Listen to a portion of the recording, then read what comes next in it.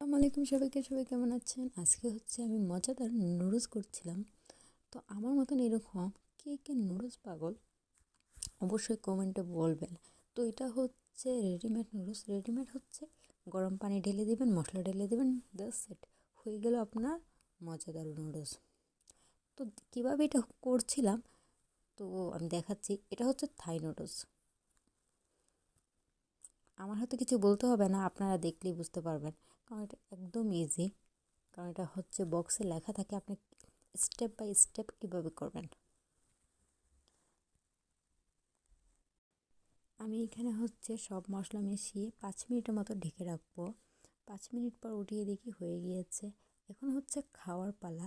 আমি যে সসটা অ্যাড করেছিলাম ওই সসটা মিষ্টি ছিল, যেটা আমার কাছে একদমই ভালো লাগে না। এই ফ্লেভারটা নুডলসটাও কিছু আমার কাছে আহামরি লাগে নাই। নামে থাই নুডলস, সত্যি কথা এটা একদমই মজা না। দেখতে যতটা ইন্টারেস্টিং মনে হচ্ছে, খেতে মোটেও এতটা মজা না।